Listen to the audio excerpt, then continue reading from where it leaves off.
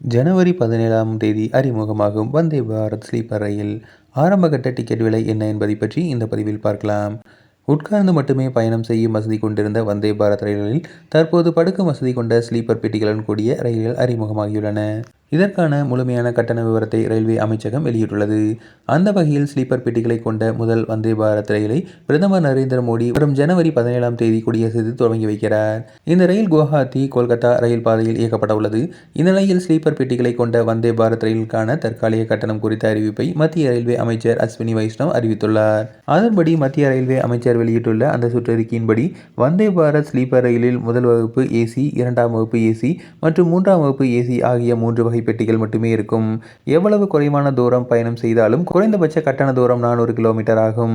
அதாவது பயணிகள் 400 கிலோமீட்டர் குறைவாக பயணம் செய்தாலும் அதற்கான கட்டணத்தை செலுத்த வேண்டும். அதுவே குறைந்தபட்ச கட்டணமாக நிர்ணயிக்கப்பட்டுள்ளது. அதன்படி இந்த ஸ்லீப்பர் வந்தே பாரத் ரயிலில் 400 கிலோமீட்டர் வரை பயணம் செய்வதற்கான கட்டணம் முதல் ஏசி வகுப்புக்கு 1520, இரண்டாம் வகுப்பு ஏசிக்கு 1240 மற்றும் மூன்றாம் ஏசி வகுப்புக்கு 960 என நிர்ணயிக்கப்பட்டுள்ளது. அதே சமயம் 400 கிலோமீட்டருக்கு மேல் பயணம் செய்தால் 1 கிலோமீட்டருக்கு கூடுதல் கட்டணமாக முதல் ஏசி வகுப்புக்கு ரூ. 3.20, இரண்டாம் ஏசி வகுப்புக்கு ரூ. 3.10, மூன்றாம் வகுப்பு ஏசிக்கு ரூ. 2.40 இத்துடன் கூடுதலாக ஜிஎஸ்டியும் விதிக்கப்படும்.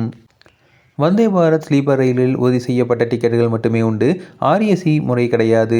வெயிட்டிங் லிஸ்ட் டிக்கெட் கிடையாது. குறிப்பாக இந்த ரயில்களில் பெண்கள், மாற்றுத்திறனாளிகள், மூத்த குடிமக்கள், ரயில்வே ஊழியர்கள் ஒதுக்கீடு போன்ற இடங்கள் மட்டுமே வழங்கப்படும். இந்த ரயில்களுக்கான கட்டண டிக்கெட் கவுண்டரில் வாங்கினாலும் டிஜிட்டல் முறையிலேயே கட்டணம் பெறப்படும்.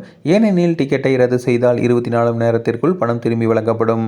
ஒருவேளை கார்டு அல்லது யுபிஐ முறையில் டிக்கெட் கட்டணமாக செலுத்த முடியாவிட்டால் வழக்கமான விதிகளின்படி பயணிகளுக்கு ரீஃபண்ட் கிடைக்கும். தனி இருக்கை தேவைப்படாத குழந்தையுடன் பயணிப்பவர்கள், 60 வயதுக்கு மேற்பட்ட ஆண்கள், 45 வயதுக்கு மேற்பட்ட பெண்கள் உள்ளிட்டோருக்கு முடிந்தவரை கீழ்ப்படுக்கை தானாகவே ஒதுக்கீடு செய்யப்படும்.